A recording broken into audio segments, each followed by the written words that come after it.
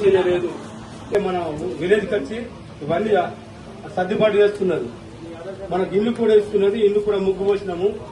అన్నగారు మన స్కూల్ కూడా మాకు బాగా నిధులిప్పించిండు. విలేజ్ లకు గట్టేరు సీసీ రోడ్ అన్ని ఇప్పించిండు. అవునా 30 చిల్లర ఇచ్చారు మన స్కూల్ కు. మనకు రోడ్ సీసీ రోడ్ కూడా అన్న డాంబర్ రోడ్ దగ్గర చేయించాడు. బంద్ అయింది. కలవాడు కట్టించాడు. మన సీసీ రోడ్ కూడా ఓపించాడు. ఇలా మనకు టీఆర్ఎస్ ప్రభుత్వం ఒక్కటి కూడా చేయలేదు. ఈ అన్నగారికి మా చేసిందో మా ధన్యవాదాలు. మా కాంగ్రెస్ మా రైతు సోదరు తరఫున ఉన్న దానికి ఇప్పుడు కొత్త చట్టం ప్రకారం ఏంటంటేనే గతంలో ఏదున్నా ఏదన్నా తప్పు జరిగితే కోర్టే ఇది దానితోని ఏం జరిగినా నీకు తెలిసితే జరిగినా లేకపోతే కుటుంబంలో పూర్తిగా ఇప్పుడు మనిషి చనిపోతే ఏమైతుంది ఫ్యామిలీ ట్రీ తీసుకొని దాని ప్రకారం చేసుకోవాలి. ఇప్పుడు గతంలో ఏం జరిగింది ఇమీడియట్ గా పోయి చేసేసుకున్నారు. దాంట్లో ఒకరిద్దరు పిల్లలు లేకున్నా రిజిస్ట్రేషన్ జరిగిపోయింది.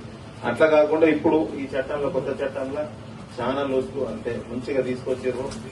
ఏదున్నా గానీ ఆర్టీఓ పరిధిలో కలెక్టర్ పరిధిలోనే మనకి జరిగే విధంగా చేస్తుంది.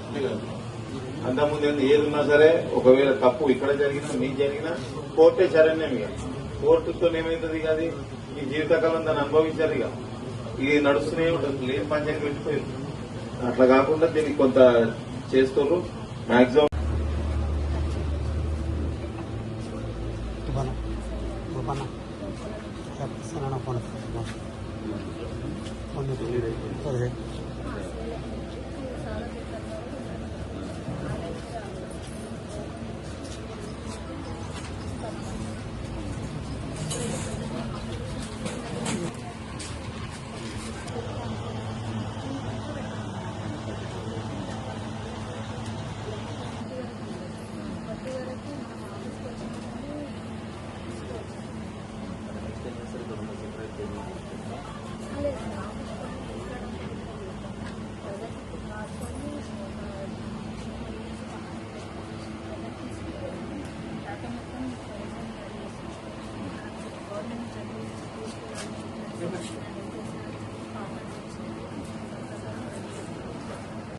Thanks for watching. Like, share and subscribe.